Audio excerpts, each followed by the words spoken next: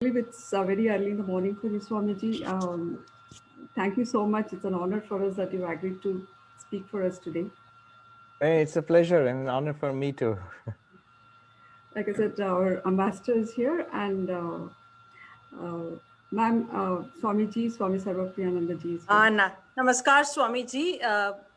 Very happy Namaste. to see you on screen and looking forward to hearing from you. It's a very special day for us, and thank you very much for accepting our invitation to speak. Thank you very much for having me here, ma'am. It's an honor to meet you too. We'll go live in another 2 minutes or so. Okay. We have several webinar participants today, and a lot of young kids in the age group of 14 and 16 who happen to be Dr. Teerakiat students. So I believe there's a whole age, range of ages to be addressed here today. So just letting you know, sir.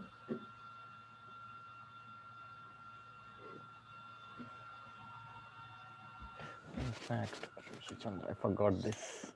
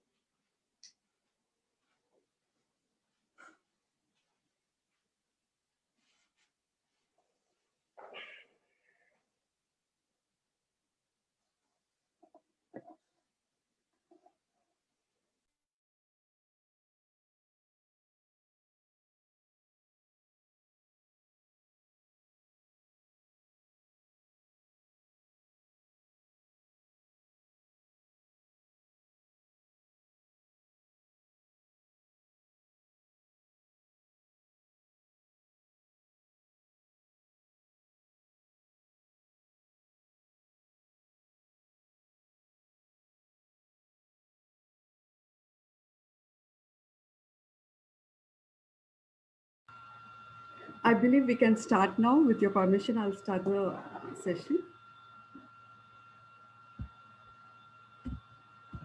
Namaste, Swadika, good evening.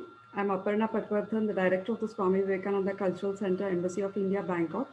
I wish everyone a very happy 2021 and warmly welcome all of you to this online celebration of Swami Vivekananda's 158th birth anniversary. The birth anniversary of the modern monk Swami Vivekananda is celebrated as National Youth Day in India. Swami Vivekananda was India's first cultural ambassador to the West. In 2018, the Indian Cultural Center in Bangkok was named the Swami Vivekananda Cultural Center. Today morning, the Ambassador of India to Thailand, Her Excellency Mrs. Suchitra Durai, unveiled the portrait of Swami Vivekananda at our center. The ultimate youth icon of India, Swami Vivekananda was a great teacher of Vedanta. He inspired freedom fighters, Indian patriots, scientists, and many more across the world. He was a great humanist and a social reformer. His watchwords were acceptance and tolerance. Character building and nation building was stressed by Swami Vivekananda as important for upliftment of society. Today, we have the honor of the presence of our ambassador to Thailand, Her Excellency Mrs. Suchitra Durai, and very eminent personalities, Swami Sarvapriyananda ji and His Excellency Dr. Teerakiat Jareonsettasin. I warmly welcome all the dignitaries. We are joined by webinar participants and a Facebook audience. There will be a few minutes of Q&A at the end of the session. We request the webinar participants and our Facebook audience to use the opportunity to seek answers to your questions. We will now present the message from our ambassador to Thailand, Her Excellency Mrs. Suchitra Durai.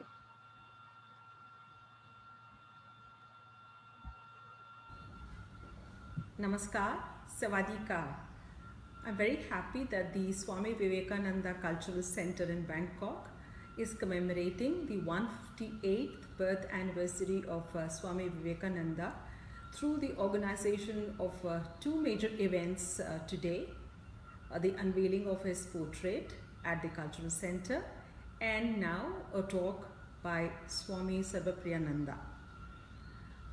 Of course, there's nothing much I can really add to the wide knowledge on Swami Vivekananda, but for those who are new to the subject, all I can say is that Swami Vivekananda was one of the greatest prophets to come from modern India. He was a bridge between the East and the West, and he really spoke of service to the downtrodden. Universal brotherhood was an outstanding feature of his philosophy, and his main idea of channelizing youth energy for the transformation of the nation is recognized very well across India. In fact, his vision was twofold: one for India and another for presenting India to the outside world. Everyone acknowledges that the idea of India as a one unified nation with a distinct national ethos owes much to Swamiji. He was really the first spiritual leader to speak up for the masses. As Honorable Prime Minister Shri Narendra Modi mentioned during last year's address at the Belur Mutt on the occasion of the birth anniversary of Swami Vivekananda, he recalled that Swamiji दरिद्र नारायण की सेवा और भारत भक्ति ही अपने जीवन का आदि और अंत मान भी लिया, जी भी लिया और जीने के लिए आज भी करोड़ों युवकों का रास्ता भी दिखा दिया. So Swami Vivekananda spoke of the transformation of India by directing youth power to beneficial channels. And recognizing this, the Government of India declared the 12th of January as the National Youth Day. So I look forward to listening to Swami Sarvapriyananda ji's talk on the subject. He is a very gifted speaker and speaks on a wide range of subjects ranging from Vedanta to leadership skills, and of course how to deal with anxiety and stress, and these are subjects which are very topical in the current COVID-19 pandemic period. So I now look forward to Swamiji's speech, and thank you. Dhanyavad.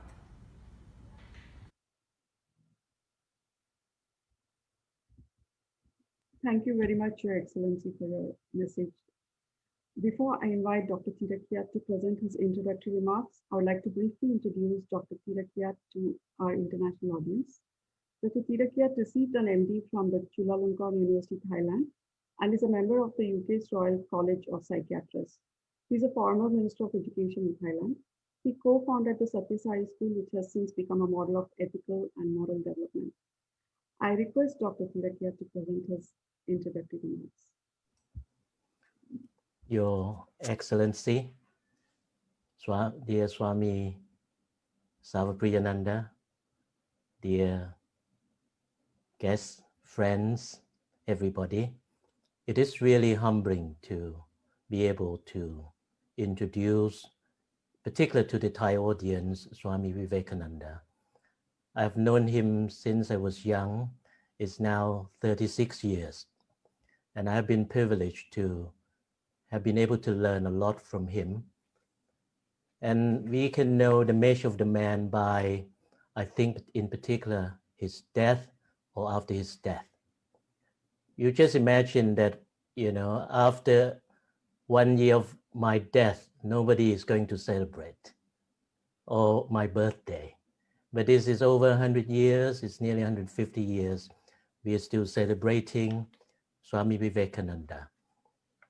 And I think, one way to think about Swami Vivekananda's impact to the world is very simple. Imagine the world had not had Swami Vivekananda. We would not have Indian philosophy spread to the West. Certainly, I wouldn't have known him because he would be so local then. We wouldn't have the internet as we have now to know about his work, or Ramakrishna Paramahamsa's work. And if you look further, the landmark speech, the Chicago speech, that when he gave in 1893, is actually at the level comparable to most famous speeches. When we talk about speeches like Gettysburg speech by Abraham Lincoln, or we talk about Churchill's speeches, or I Have a Dream by Martin Luther King. I'd like you now to just listen for 2 or 3 minutes to see how great he is. So can I share the screen? Yes, you have the rights to share. Go ahead. Yeah, okay. I'll share the computer sound as well. Sisters and brothers of America, it fills my heart with joy unspeakable to rise in response to the warm and cordial welcome which you have given us.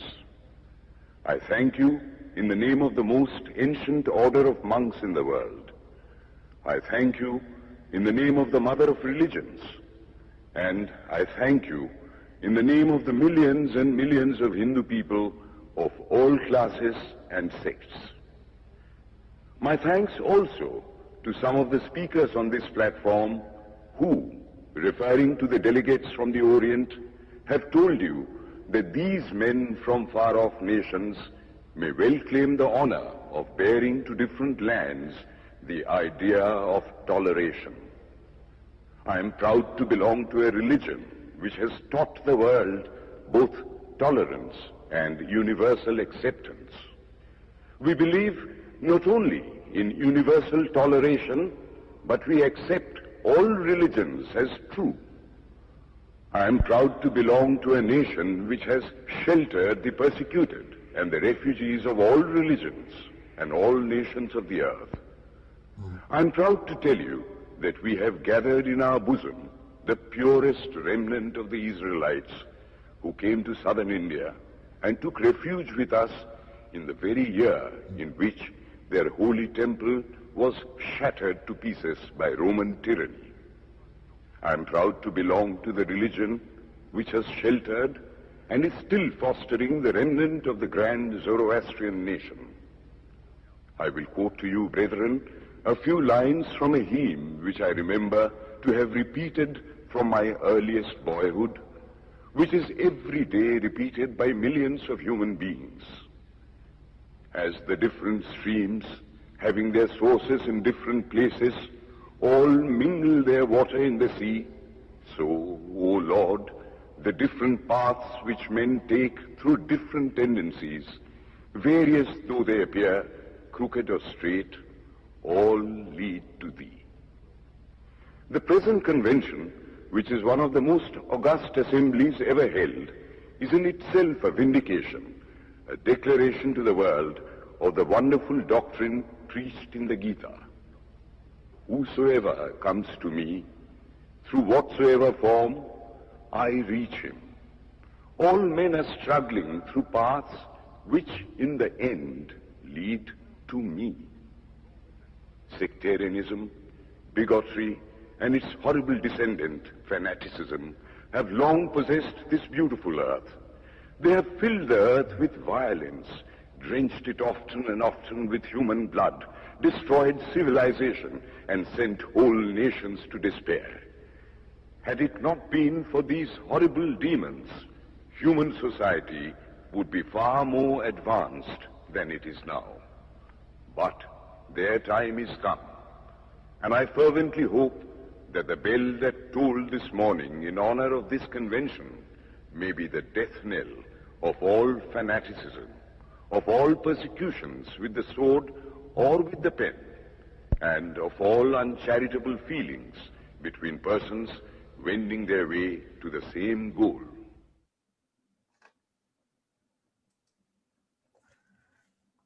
Now, you can see, I think his message could not be more apt in today's world. Gantt charts? Here's how easily you can build one in quick. Oh, sorry. Let's map out the tasks for your Gantt chart in this list. I'm Perfect. sorry. Now, let's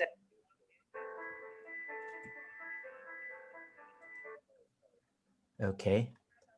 As you can see that his message could not be more apt than now. I just like to share with you for a few minutes about his life, particularly to the Thai audience. Swamiji was a man of wisdom, an ideal worker, a yogi, a devotee. He was a monk, an ascetic, a sage, a mystic, a leader, an orator, a poet, an artist, a writer, a conversationalist, a debater, a singer, musician, humorist, philosopher, a linguist, educationist, a patriot, a humanist, and a reformer. He is described as a perfect man, and I think this is no exaggeration. So you can see, his message, particularly to the youth today, is, particular as in relevance to my previous work or even current work in education. He emphasized character building, that the end of education must be character. Let me tell you a little bit about his character, because he is somebody who walks the talk. He's a perfect man. Let's see how he treats his teachers. Ramakrishna Paramahamsa. This is just a small aspect of an anecdote. He said something like, if there has been anything achieved by me, by thoughts or words or deeds, if from my lips has ever fallen one word that has helped anyone in the world, I lay no claim to it. It was his. But if there have been curses falling from my lips, if there has been hatred coming out of me, it is all mine and not his. All that has been weak has been mine, and all that has been life-giving, strengthening, pure, and holy has been his inspiration, his words, and he himself. Judge him not through me. I am only a weak instrument. Let not his character be judged by seeing me. It was so great that if I or any other of his disciples spent hundreds of lives, we could not do justice to a millionth part of what he really was. This is his attitude to his guru. Swamiji was a man of noble quality. Who else has so many noble qualities? And this is a description of someone actually who lived with him. That person said, I lived with him and saw for myself. He sat for meditation at 9 o'clock at night and got up at 5 in the morning and then went to bathe. Mosquitoes covered his body in such a large numbers that it seemed as if he was wearing a blanket. He looked like Lord Shiva when meditating. These are signs of noble qualities, full control over the senses and mind and complete tranquility. Yes, when he is a yogi, he is a saint, he has practiced spirituality, but look at his, if you like, the noble quality of sticking to truth, even when he was young. When he came to see Ramakrishna, one time when Ramakrishna asked him to come back, he told the master that he would visit the master again the following Wednesday. Then Ramakrishna asked, what time? Swami replied, 3 o'clock, next Wednesday. The following Wednesday, Swamiji arrived at Dakshineshwara at 2 o'clock and waited outside the gate. He did not come to see the master. Then, when the master was informed that Swamiji was waiting outside the gate, he asked the devotees to wait, and then he walked to the gate. When the master saw Swami Vivekananda, the master said, hello, Naren. When did you come? Why are you standing here? What happened? Swamiji replied, sir, I promised you that I would come at 3 o'clock, but I left home earlier. And when I arrived here, I found it was only 2 o'clock. For the sake of truth, I'm waiting here. The master was very pleased to hear that. So they remained there talking for some time until it was 3 o'clock. And then Swamiji went with the master to his room. Swami is very particular about small things. He said even the lowest of the low can rise or can be roused to great performance. But the measure of a man, his character is shown in small things. Let's see another aspects of his quality. For instance, his love for human beings, his love for mankind. I like to share with you one incident, one anecdote that was described, that one day Swami was eating his meal. Then he saw some poor people anxiously waiting at his door.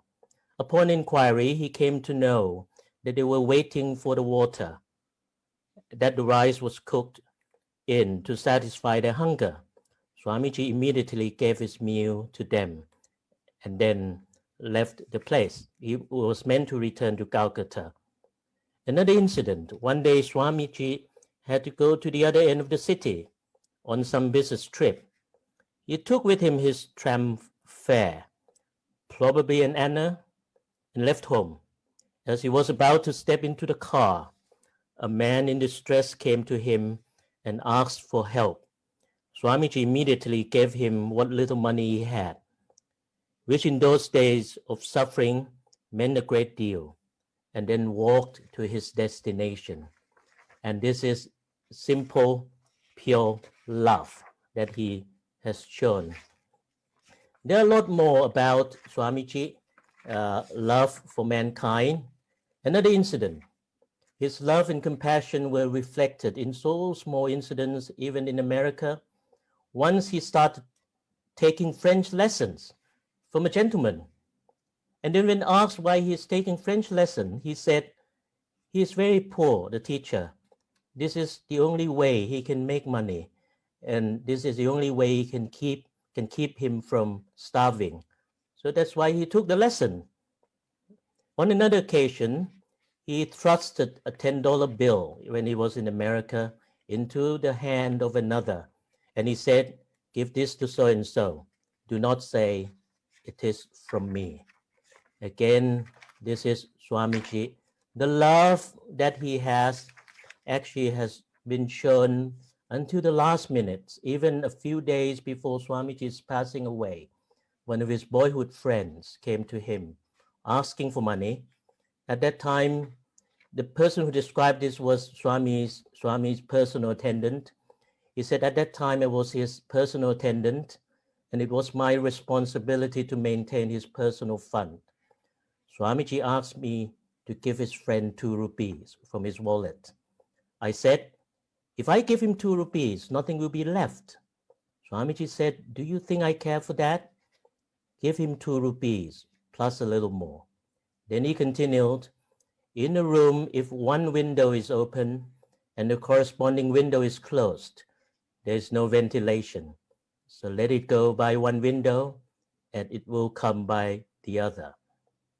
Even on his last day, on the 4th of July, 1902, when the evening prayer bell was rung at 7 o'clock, Swami went to his room upstairs.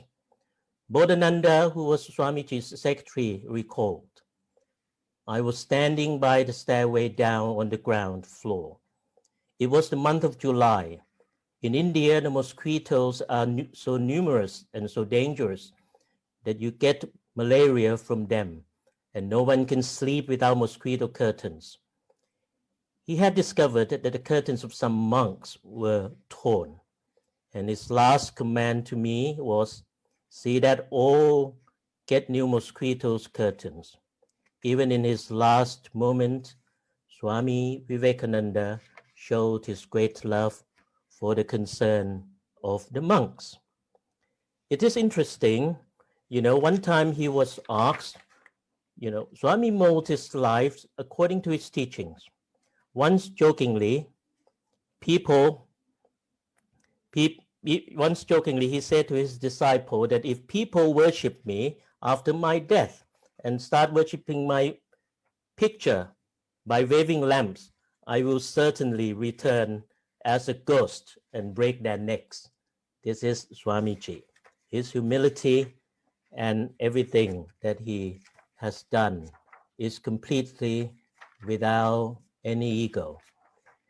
I remember I was very touched by a story that a few days before, when he was in America, I think, a devotee asked him, or he suddenly mentioned that he will have to come back again, have to be born again.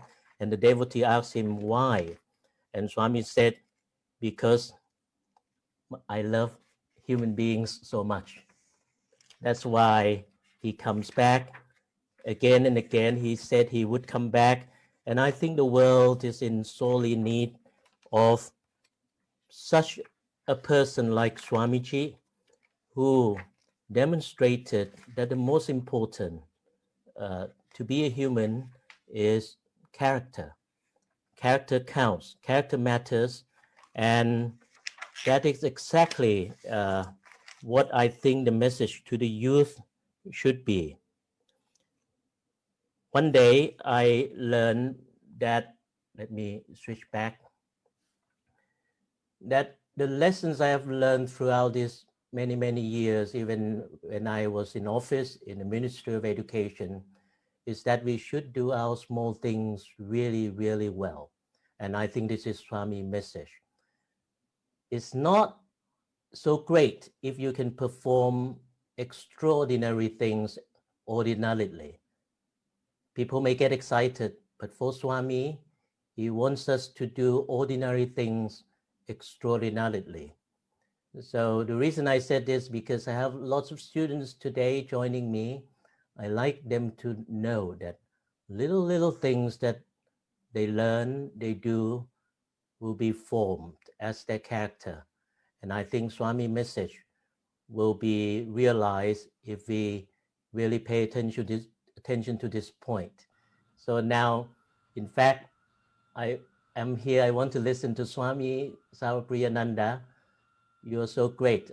Sometimes, some nights, I actually fall asleep while you were listening to you. So it's really fortunate of all us to be able to listen to such a great personality. Listening to you like listening to Swami Vivekananda. Again, thank you very much, everybody. Thank you, Your Excellency, for sharing anecdotes from Swamiji's life and for sharing his message with all of us. We'll now move to the main part of the online event. Swami Sarvapriyananda ji is the minister and spiritual leader of the Vedanta Society of New York. He's an inaugural fellow for 2019-20 at Harvard Divinity School. Swamiji joined the Ramakrishna Mutt and Mission in 1994 and received sannyas in 2004. Before being posted to the VSSC's Hollywood Temple, Swamiji served as an Acharya of the Monastic Probationers Training Center at Belur Mutt. He has served the Ramakrishna Mutt and Mission in various capacities. Swami Sarvapriyananda ji has been a speaker at the prestigious TEDx lectures. He has successfully spread the idea of Vedanta philosophy in premier Indian institutes like the Indian Institute of Technology Kanpur and the Indian Institute of Science Bangalore. He has also delivered lectures on Vedanta across the USA, Australia, and New Zealand, including in noted universities such as University of Queensland, University of Sydney, University of Adelaide, Victoria University, and University of North Texas. It is indeed our honor that Swamiji has agreed to speak at our event. I humbly request Swami Sarvapriyananda ji to enlighten us with his talk on Swami Vivekananda's message to the youth. Namaste, and thank you very much for having me here. I thank Her Excellency, the Ambassador of India to Thailand, Mrs. Suchitra Durai, Dr.Teerakiat, the Director of the SBCC, and the others who have organized this program and invited me here also. It's a great honor, it's a great privilege.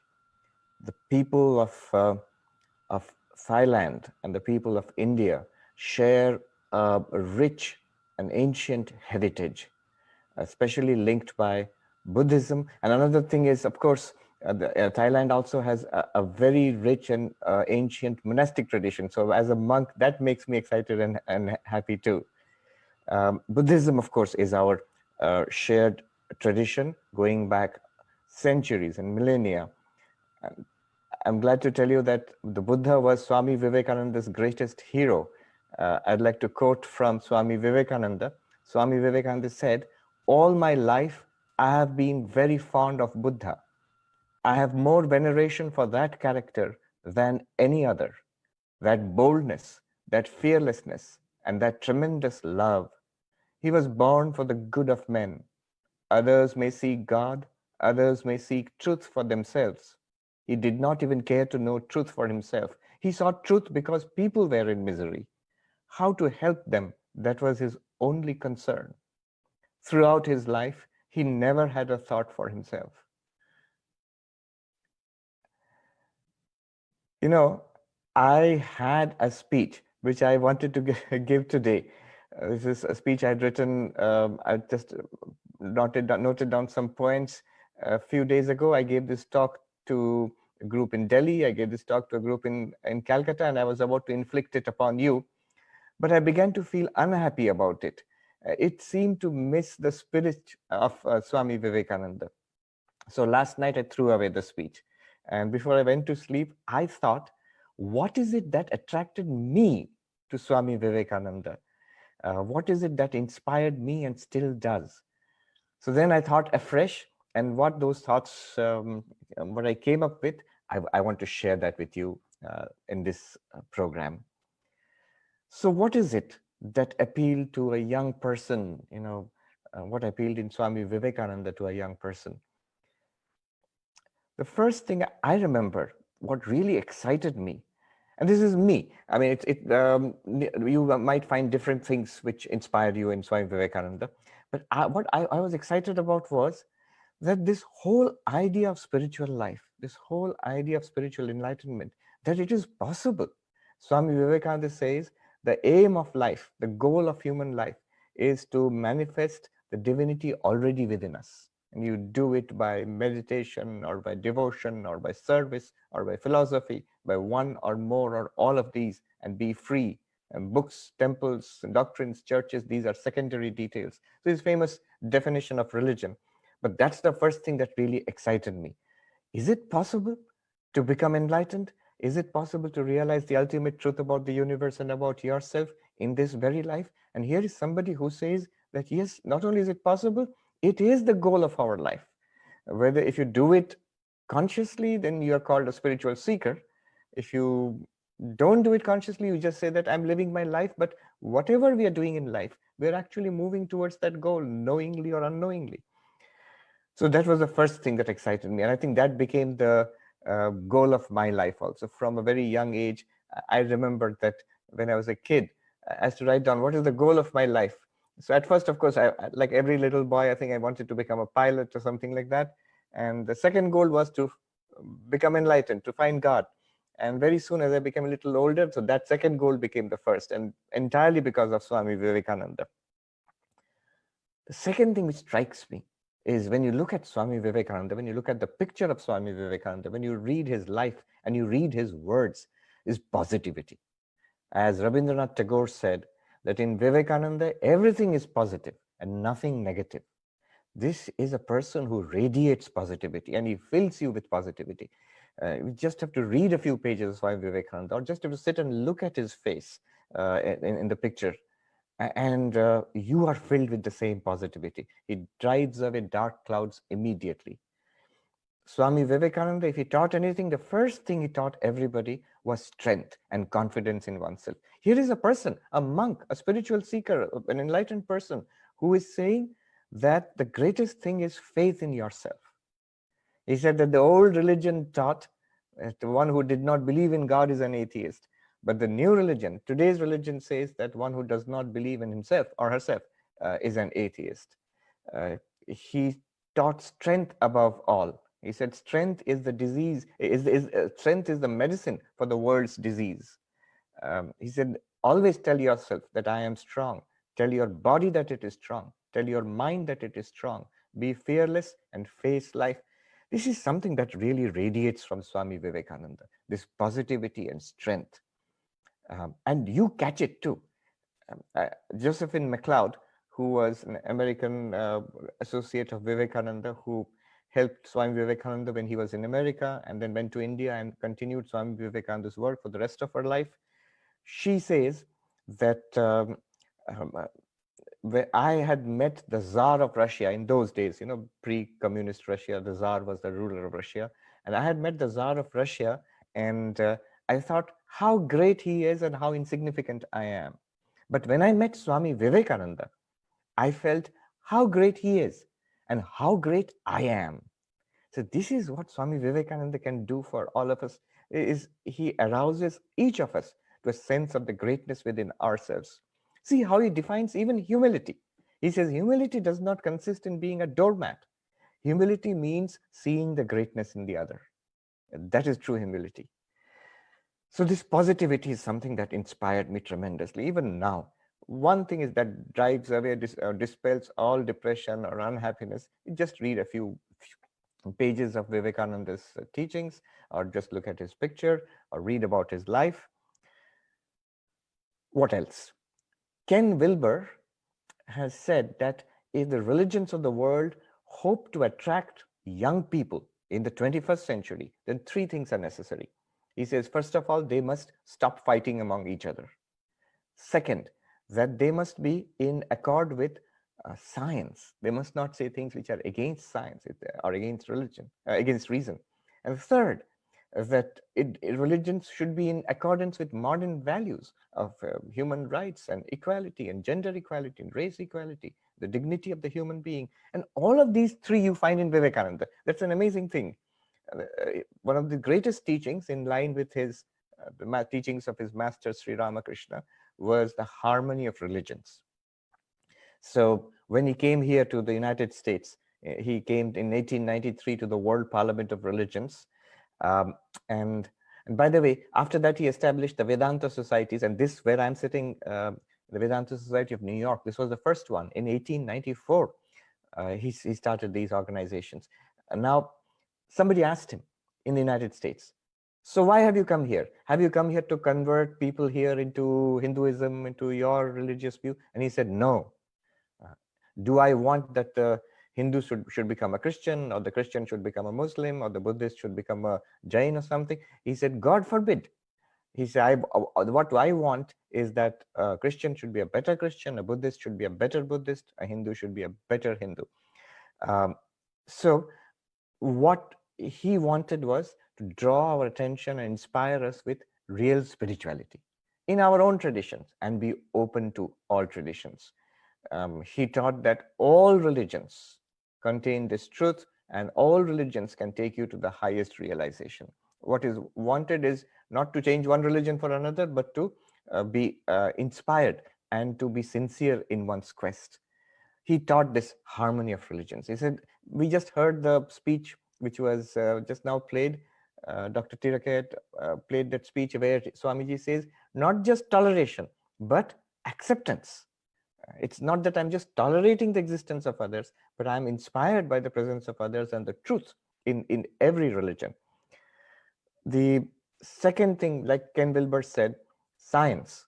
Religion should be in accordance with science. Swami Vivekananda, more than 100 years ago, he had this spirit in the fullest. He said everything in religion should be in accordance with reason. You see how he echoes the spirit of the Buddha who lived 2,500 years ago. You don't believe it just because religion tells you to believe it. You don't believe it just because parents or teachers or books have told you. You believe it because you investigate it and you find it that it is true and it is good for everybody. Then you take it up and you practice it. So religion must be in accordance with science, with reason. And Swami Vivekananda said, I'm fully convinced that religion must be subjected to the same criterion, the same strict criterion of truth as science is. If something in religion fails that test of truth, then it has to be rejected. But he says, I'm fully convinced that religion has an internal mandate, these are his words, as an internal mandate, and it will be successful in this test. Religion will survive this test of reason and criticism. The third thing which Ken Wilber says is that religions must be in accordance with modern values. Especially I see here in the United States, there's so much hunger for spirituality, but they are unhappy. Young people are unhappy with organized religions when it seems to be against modern values of equality, equality of men and women, equality of the races. So long ago, Swami Vivekananda was full of this value. It's one interesting thing about Vivekananda is very positive, but also very honest and very direct. So if there was something wrong in us, in a person, in a society, he did not hesitate to say it. But what he did was, he told us our faults to our face, never behind our backs. It's quite interesting that when he came to the United States, when people criticized India or Hinduism or Asia, he staunchly defended his country and his people and his religion against such critics. But when he went back to India, whatever were the faults in Hinduism, whatever were the faults in Indian society, he very clearly told us that the iniquities of the caste system, the neglect of the women, he said the two great sins of India have been the neglect of the masses and the neglect of the women. And this is why this accounts for the downfall of Indian society. So he was very open about that. And in those days also, he recommended absolute equality of men and women. In those days, there was a big issue in Indian society, whether widows can remarry or not. And sometimes girls were married off very young and the husbands died, and they had lived a miserable life as widows. And so there was an issue. There were reformers who said that widows should be allowed to remarry. There were orthodox people who said, no, it is against religion. Widows should not be allowed to remarry. Look at what Swami Vivekananda said. This shows his attitude.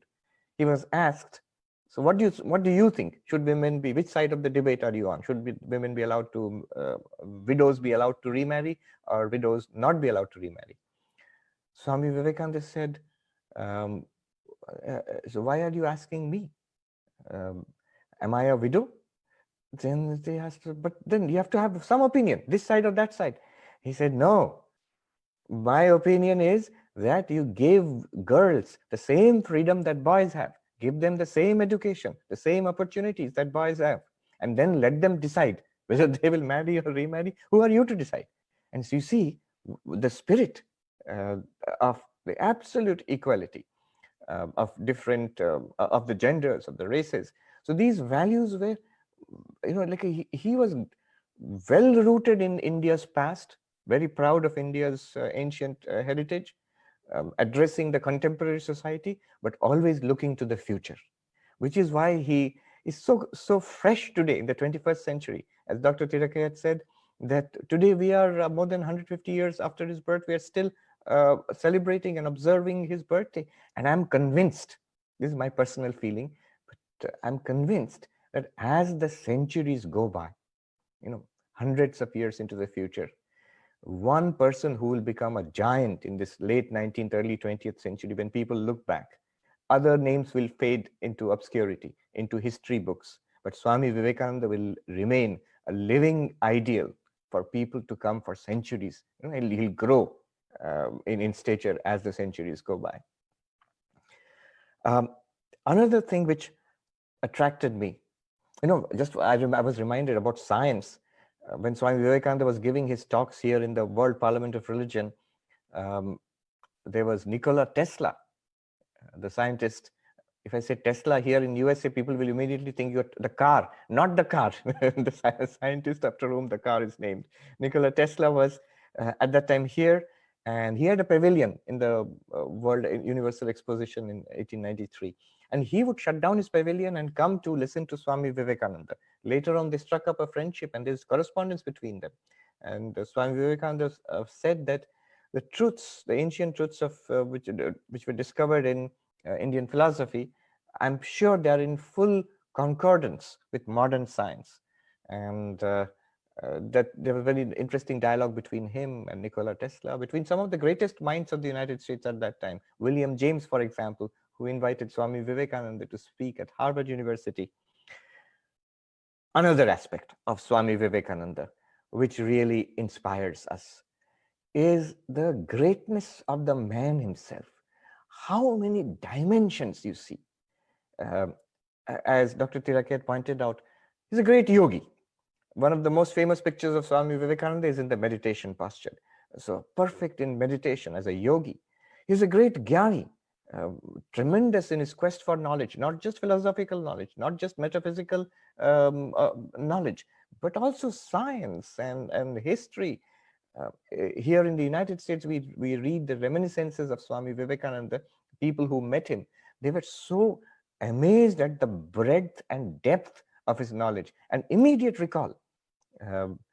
I recall this interesting incident when in India, in Meerut, Swami Vivekananda was traveling with his brother disciple, Swami Akhandananda, and he would send his brother disciple to the local library to borrow some very difficult books on Sir John Lubbock's multi-volume series on science in those days. And he would read one volume and return it the next day. The librarian said, "You're not reading it. You're just borrowing the books and returning. How can someone read such fat books in one day?" And Swami Akhandananda said, "That's for my brother disciple. I'm not reading it, but he, my brother monk, Swami Vivekananda, whoever it is, they cannot read in so fast." Swami Vivekananda went to that librarian and said, "You ask me anything from those books which I have borrowed." And the librarian did. And he answered all of those questions correctly, and sometimes down to the comma and the full stop. Now, why I like this incident is there are many such incidents in Swami Vivekananda's life, but this one I like particularly because a lady who was a professor from Meerut College visited our monastery many years ago, and she was telling us that library is still there. And above the librarian's chair, Swami Vivekananda's picture has been put there. So he had an extraordinary man of knowledge. He loved knowledge. He says the highest faculty that human beings have, and we must cultivate knowledge. In Sanskrit, a jnani. He was a bhakta, a devotee, full of love for God and full of love for humanity. So full of love and devotion and surrender. And he was a great karmi, a great man of action. Not only did his heart melt in love, but he carried out programs to help humanity. He always said to the monks in the organization he set up that this moment you must be ready to explain the intricacies of philosophy, and the next moment you should be ready to go out to the fields and cultivate the fields and produce vegetables there. So every kind, from very idealistic and very practical.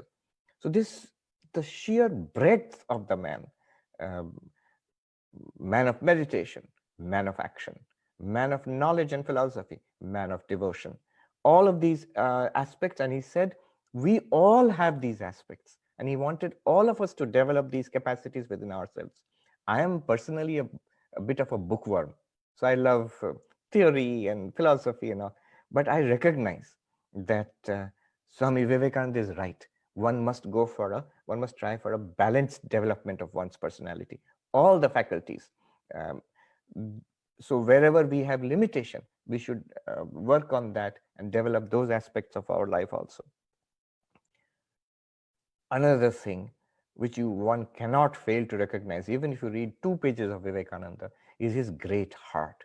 And again, Dr. Teerakiat has mentioned it, the great love for humanity. He wept to see the suffering of humanity. When he became very well known here in the United States, that night he slept on the carpet on the floor, weeping.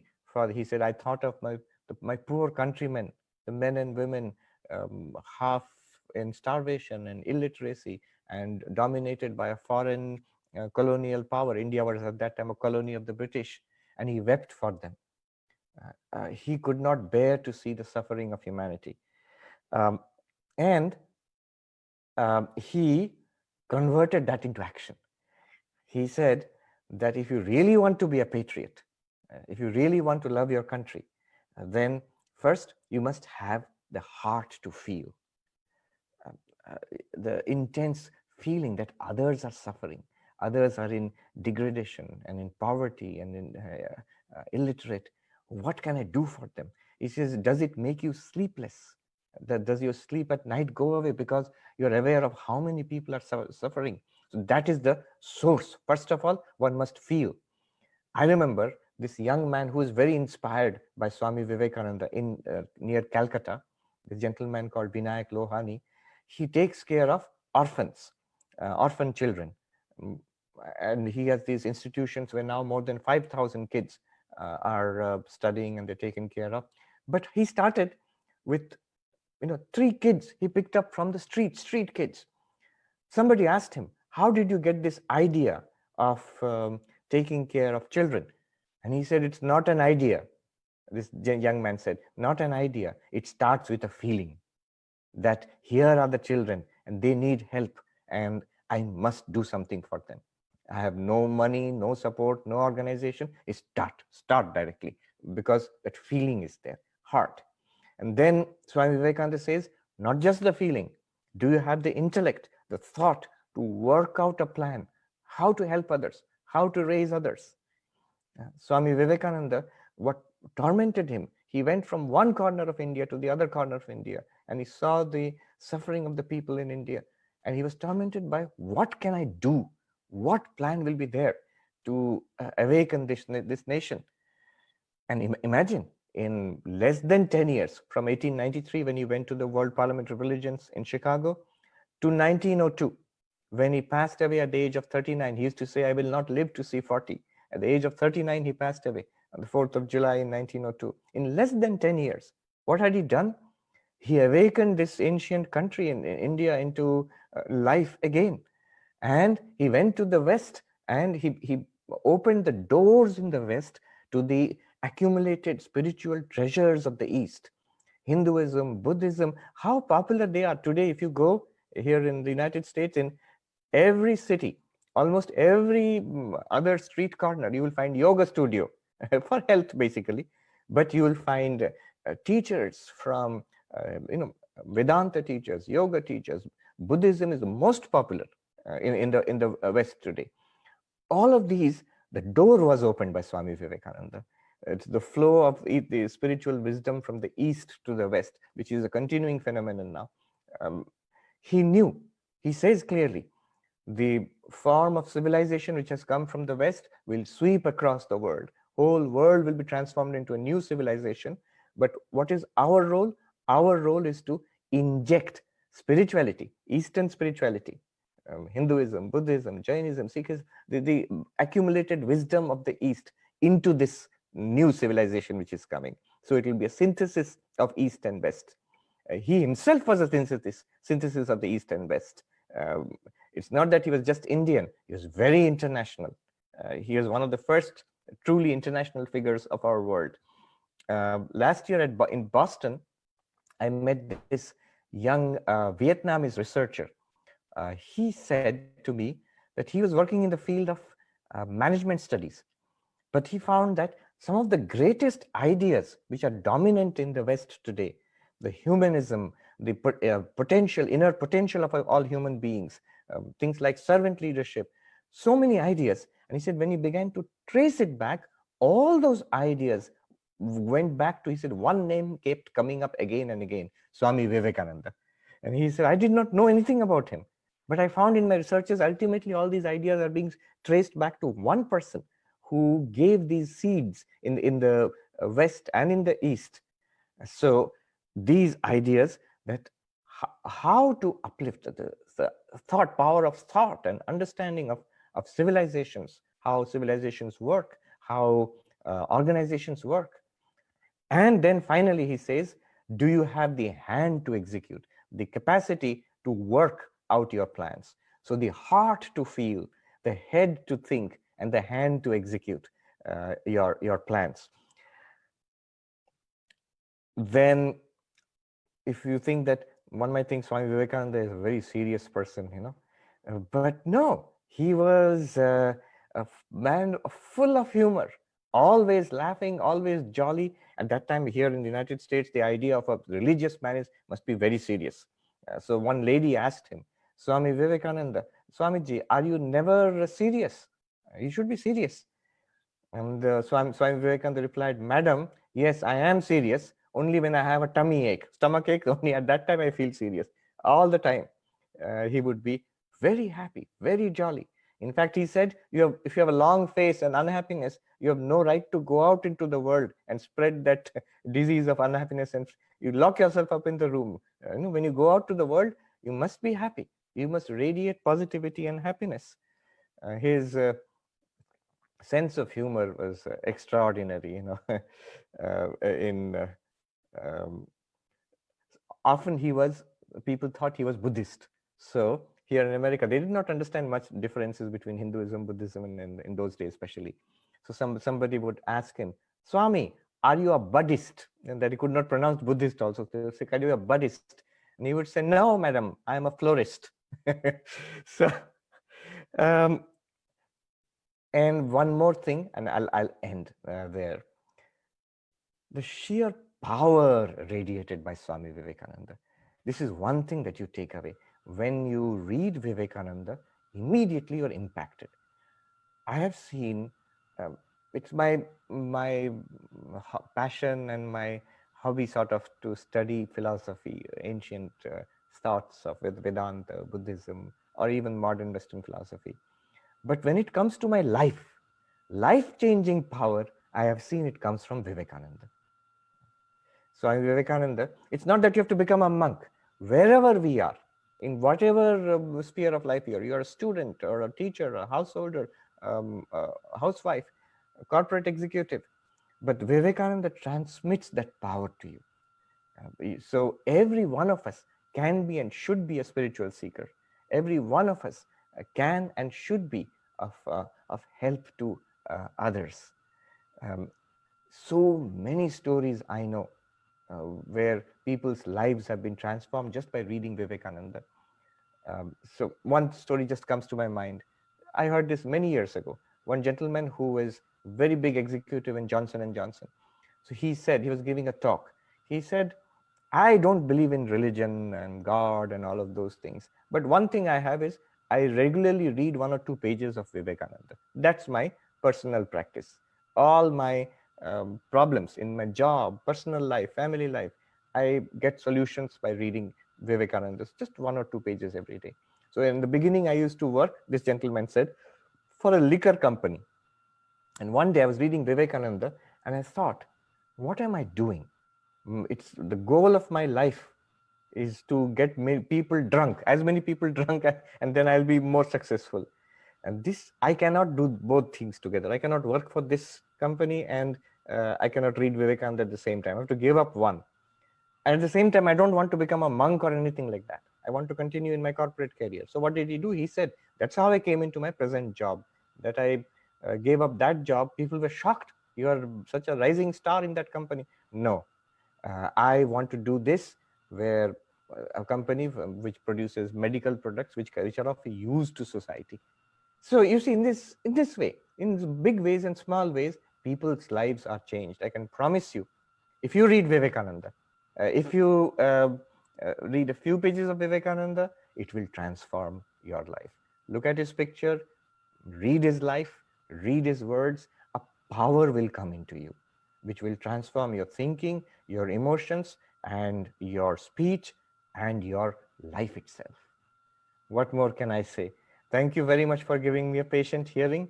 And if you have questions, if you want to interact, that's welcome. Thank you so much.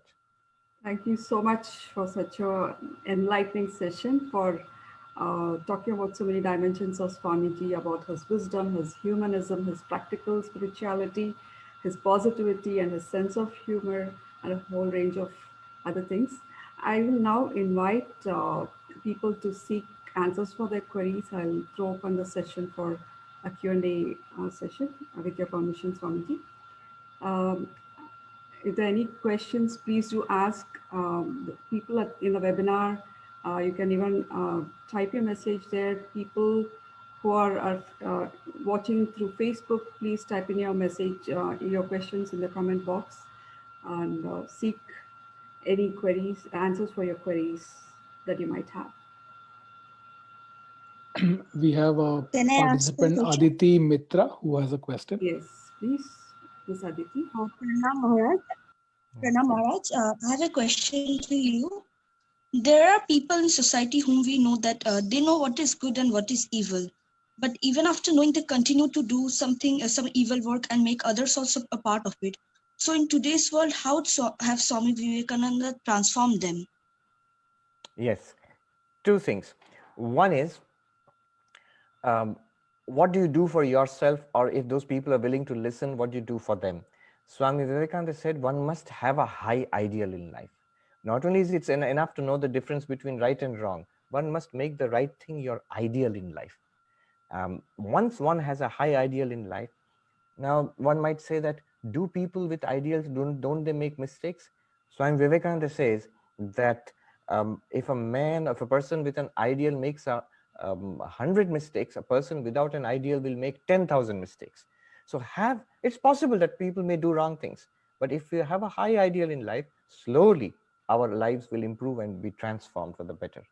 Now, if it is other persons who are doing wrong things and troubling people, then Swami Vivekananda says the answer is strength. When you're tyrannized over by the wicked, he says the strength is the medicine that the weak need when tyrannized over by the strong. Be strong and stand up to evil, stand up to oppression. So this kind of inner strength is necessary. Don't let yourself be affected by others. Don't hate others, but your inner positivity, your inner strength should enable you to overcome such problems. Thank you, Maharaj, for the answer.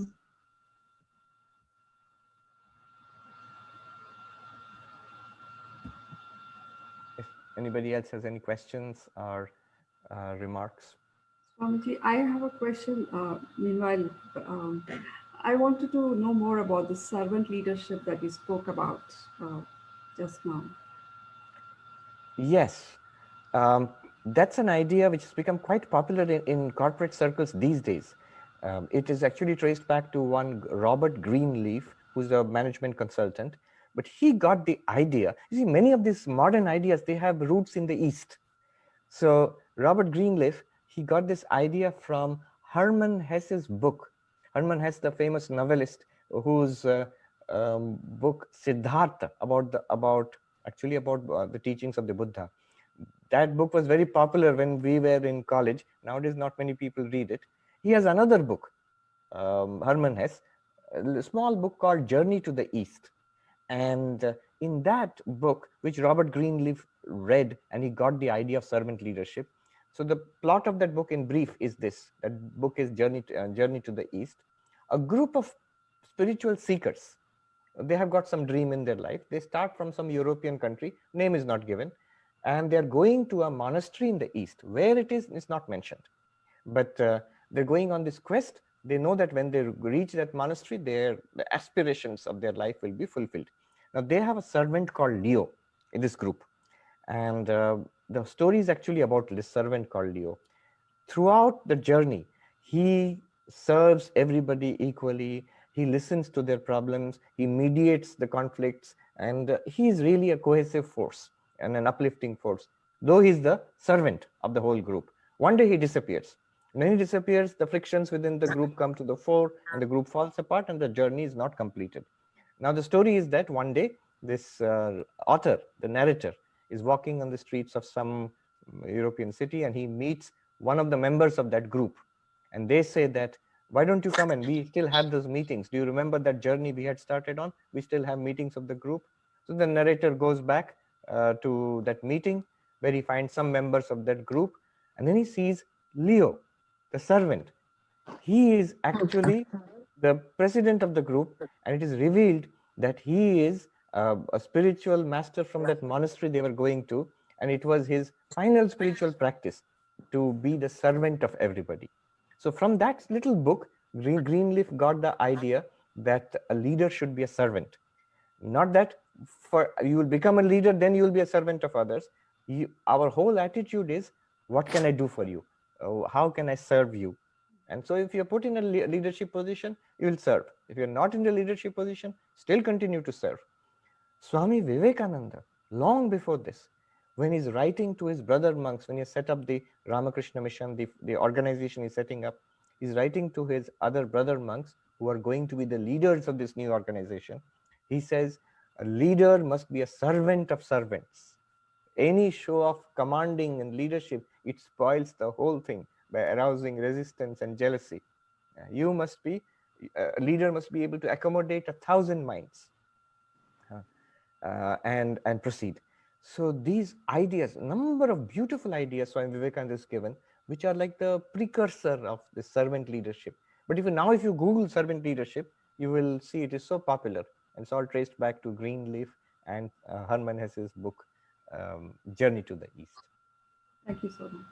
There was a question, do you think that sensitization towards Swami Vivekananda's ideals and teachings needs to evolve in the minds of youth in today's urbanizing and commercial world? What is your core message on this? It's a question from Mrs. Lalita Bhattacharjee. Absolutely true. Lalita ji, you're right. I really think Swami Vivekananda should be studied. Don't make it a syllabus or examination oriented thing, then that spoils it. It should be studied as like a labor of love. It should be like a resource for my life. From my childhood to my youth and middle age and old age, here is this great resource, this mine of strength. It should be made available. At least people should be exposed to it, so that once one develops a taste for Vivekananda, then you are saved. You have got the greatest friend in life.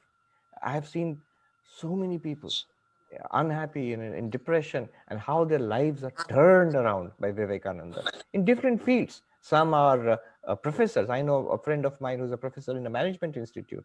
Some are social workers, like Vinayak Lohani, whom I mentioned. Some are monks, some are housewives, students, and they all get this radiance of strength from Vivekananda. I hope it is introduced in a big way in schools and colleges. And see, Vivekananda is completely non-sectarian. It is not that he belongs to one particular religion or one particular nation. I think Vivekananda really belongs to the whole world. There's one other question. If one decides to start a noble work for the betterment of society, but there are challenges ahead, how does that person know that God is in his or her side? Yes. Again, remember Vivekananda's formula. First, a heart to feel. Noble work, it should not come from here. It should come from here. The intellect is actually weak, but the emotions are strong. So this, for example, let me give you the example of this young man I mentioned who takes care of more than 5,000 children. Somebody asked him, where do you get the motivation to do this? And he said there are two sources of motivation. One is an external source, that I started with 3 kids and then 50, then 500. So it is progressing. I'm getting motivated to do more and more. But it need not have happened. There are so many such organizations which may not succeed. My organization also may not have succeeded, quite possible. But I have an internal source of motivation. What is that? I know it is the right thing to do. I want to do it. And they need help. So this feeling, this emotion, whether I succeed externally or not, whatever happens in life externally, it is the right thing to do, and I will continue to do it. So there you see, it comes from the heart. Also, when you want to do something great in life, in that case, start. Use your intellect. As Swami Vivekananda said, a head to think and plan, not in a foolish way, not in an unrealistic way. Start with whatever you are, whatever you have, with the people you have around you. Start there itself. Make a small change and then go from there. Yes. Dr. Teerakiat, would you like to speak?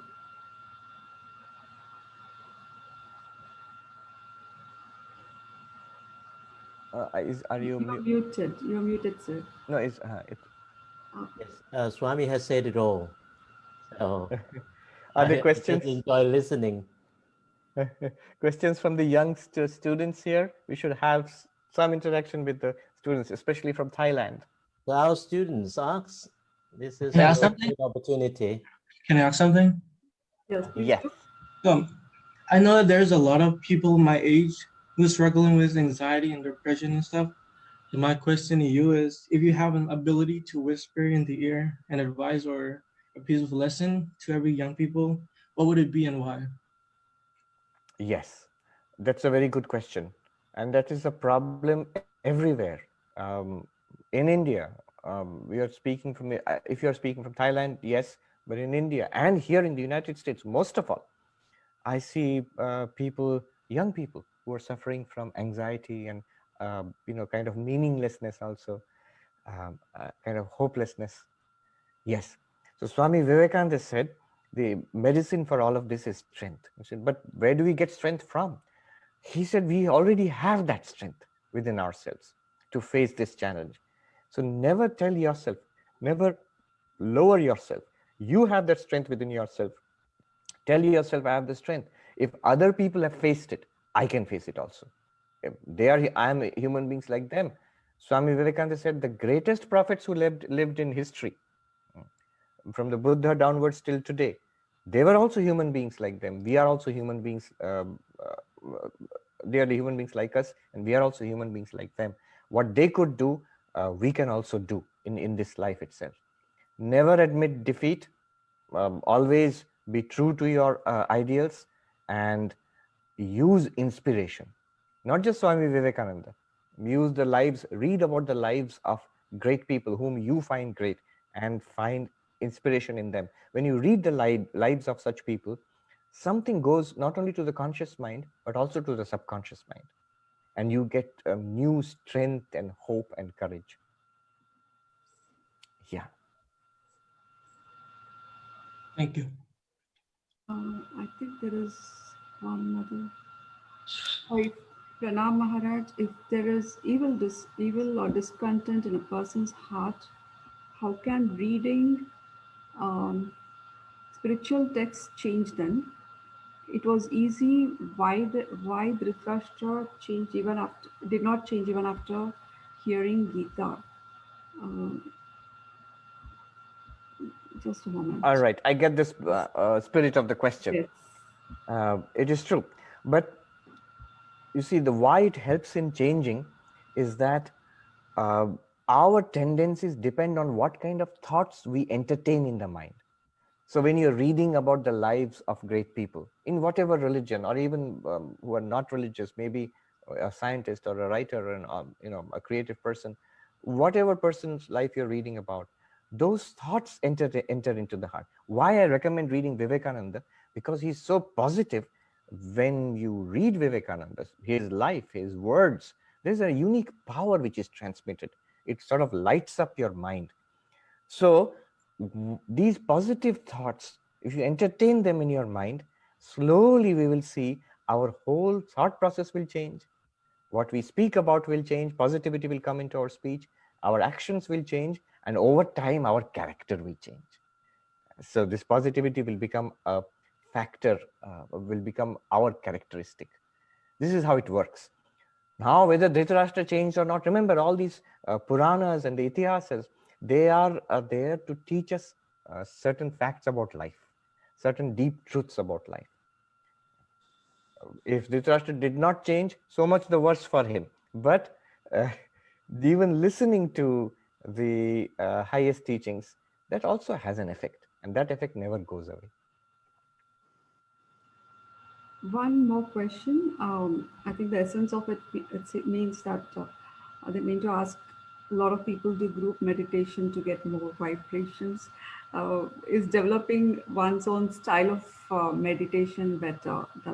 That seems to be the essence of the question. You may try different types of meditation.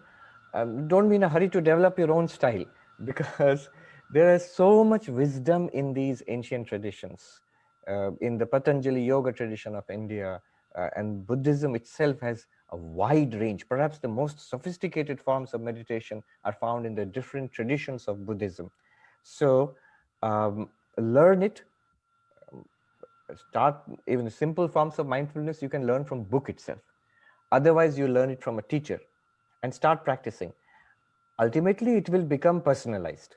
When we start practicing anything, when we start adopting a philosophy, it becomes your own after some time. So that will become your personal style. attitude or self-centered attitude. Are there any other questions? I do have one question. Please go ahead. Hello, Swami. Can you hear me? Yes. Yes. I have a question. As a monk in 21st century, how do you reconcile the two sayings of Vedanta? When you earlier mentioned Swamiji's encouragement that all prophets in the past were human beings, that is an encouragement for young people and for everybody to believe in themselves. That's the first saying. And another saying, also in the teaching of Vedanta, when they say that Ramakrishna is avatar of Vishnu, this person, this sage, is avatar of Shiva. How do you reconcile these two teachings when you want to encourage young people to come and to learn and find out the truth for themselves when there are two directions of teachings? Yes. So the question here is that on one hand, Swami Vivekananda says that the great teachers of the past, they were human beings just like you and me. If they could do this, we can also do it.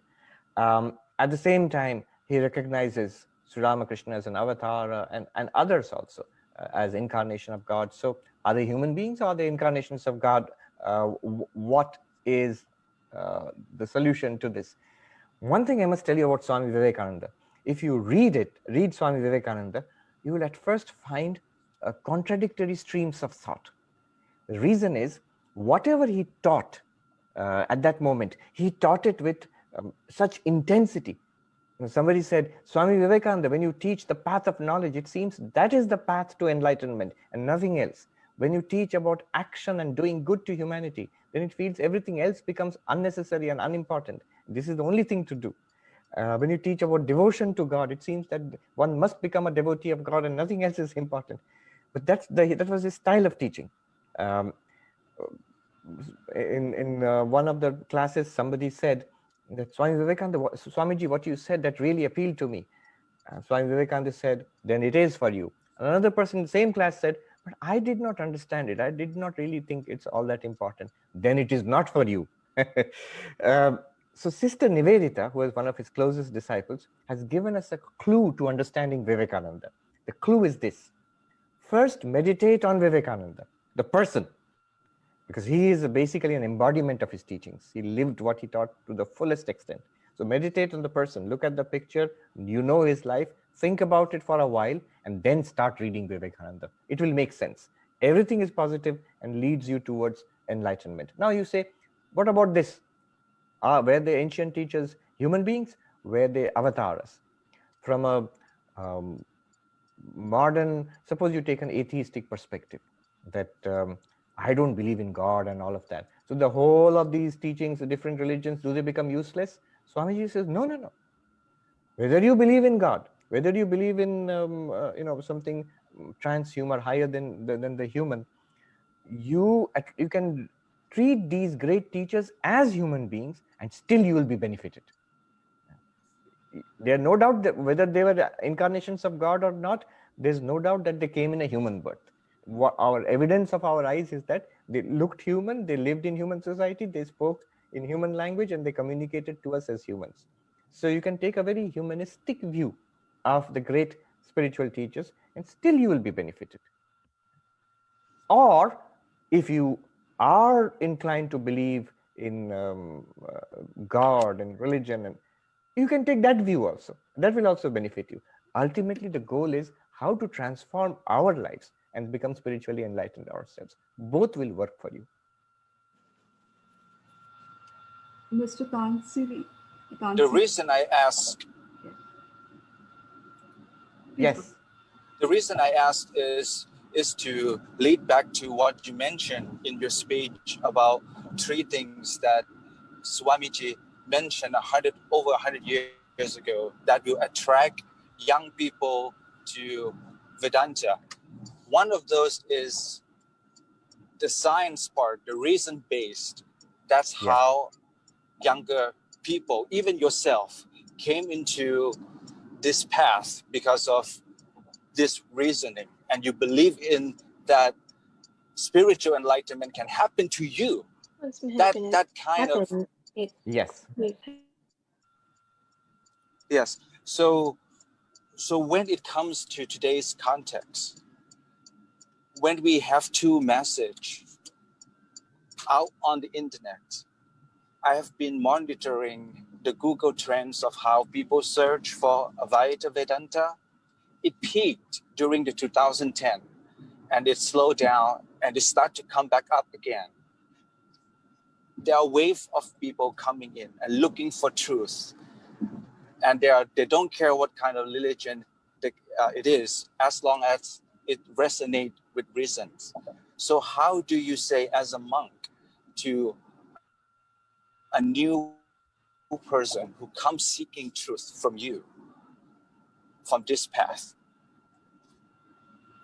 that if I'm not an avatar of Vishnu, if everybody else is not an avatar of any deities, is it still possible for them? Because this is a Absolutely. Yes, That's a good it question. is. I understand. That's a good question. Yes, it is possible. You need not believe in the religious aspects of it. It comes from a Hindu context, so that there are these religious aspects of it. Suppose you strip away those religious aspects, you come from a different culture. Does not matter, because Vedanta, Advaita Vedanta, is about you. It's not really about Vishnu or Shiva or any god or goddess. It's ultimately about you. So the question there, the central question is, who am I? Not who is Vishnu or who is Shiva. Those are all very secondary details. So the Swami Vivekananda said, it is the deepest reality about yourself. The divinity already there within ourselves. We have to realize that and again manifest it in our day-to-day actions. He put it very powerfully. He said, my mission in life, Swami Vivekananda, my mission in life can be put in a few words. It is to teach unto humanity their inner divinity and how to make it manifest in every movement of life.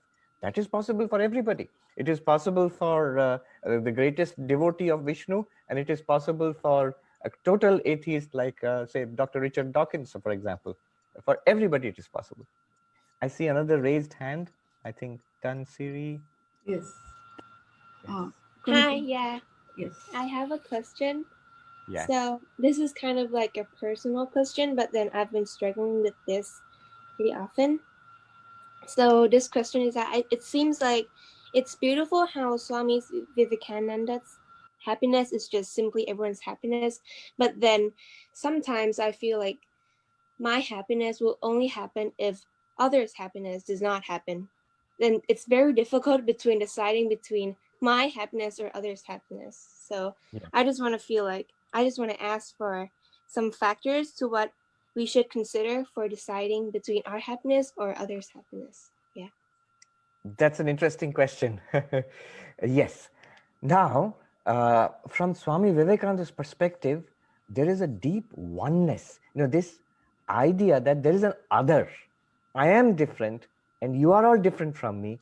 It only seems like that. But underneath, there is always a oneness. So whom we consider an other is not really an other. Suppose, for example, in a dream, when you sleep and you dream and you meet different people, you like some of them, some people you don't like, and you meet them in your dream and you talk to them, maybe you fight with somebody. When you wake up, what do you say? Everybody I met in the dream was none other than my own mind. I dreamt up those people. The people I liked were I myself. The people I disliked, and in my dream also I had bad thoughts about them, they also were none other than me myself. So in the same way, if you study Vedanta philosophy, or in a different way, if you study the Buddhist teaching of interdependence, you will find there is no difference really between you and the other. It's quite a shocking thing to think about. We make it so solid. This person is separate from me. This person is good, that person is bad. I like this one, I hate this one. Wrong. All of these ideas are superficial. And one sign of that is when we think like this, people are separate from us. I don't like this person. Our unhappiness increases. Our own unhappiness increases because it is based on a false view of life. the Buddhist interdependence or the Vedantic idea of the oneness of Atman, it shows that we are deeply connected. Not only connected, we are actually one. So when you work for the welfare of others, when you work for the happiness of others, you find yourself becoming happier. You see, what you're asking is right. That's what we normally think. I will become happy if I work for my own happiness. If I spend my money for myself, if all the nice food is there, I eat myself. Or if all my toys and gadgets are there, I will keep for myself. Then I will be happy. But very soon we realize it's not working. I'm becoming more and more unhappy, lonely, miserable. The opposite, it's very counterintuitive. Opposite when we try to do, when we behave nicely with others, deliberately, when we share, when we do for others, something for others, when we help others, uplift them from their unhappiness, immediately you see how happy you become, how lastingly fulfilled you feel.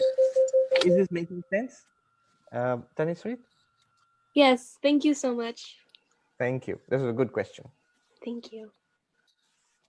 Mr. Ranjit, you would like to ask something? Yes, Namaskar Swamiji. Namaskar. Today's world, when we see that youngster, actually today on the birthday of Swami Vivekananda in India, we celebrate as a youth day also. But is it not very going difficult for the youths to follow or become a new Vivekananda in these days, because the roots and voices of the youths are cut or muted very easily in these days? And how can youth come forward in this time? I think youth power is the greatest power, but also it needs an enlightening thought behind it. That thought and that heart that comes from Vivekananda. Vivekananda passed away at the age of 39. I mean, he attained Mahasamadhi. He used to say, "I will not live to see 40." So he remains as an eternal icon for the youth. So forever we will remember him as young. And he shows us that the enthusiasm and the spirit that we have when we are young, catch hold of it right there. And you start your spiritual life right now. When I was a kid, people used to tell me, I mean, grown-ups, oh, this religion and meditation and philosophy you're reading, this is for old people. You enjoy your life, you're a young person now. One very old lady who was like my grandmother, she told me that, no, what you are doing, I was a kid at that time, what you are doing is right. You should start when you are young. When you are old, it does not work so well. So start your spiritual life when you are young. Start your service to others when you are young. Start your quest into the ultimate reality of the world and yourself when you are young. Nothing can stop you. Thank you. I think there'll be more and more questions. Yes, there's no end to it. I think we should draw a line at this point, yes, but it was wonderful. I would like to thank you so much. It has been a privilege and an honor that you're speaking to us today. Thank you so much for sharing your inspirational messages and Swamiji's inspirational messages, and for guiding us through your answers to the questions that our seekers have asked. I would also like to thank Dr. Teerakiat for his introductory remarks, and I'd like to thank Ambassador, Her Excellency Mrs. Suchitra Durai, for gracing that event. I thank all the webinar participants and the audience. Thank you so much, Swamiji, once again. Thank you. Thank you for organizing it. You deserve our thanks for putting all this together. Thank you so much. Thank you so much.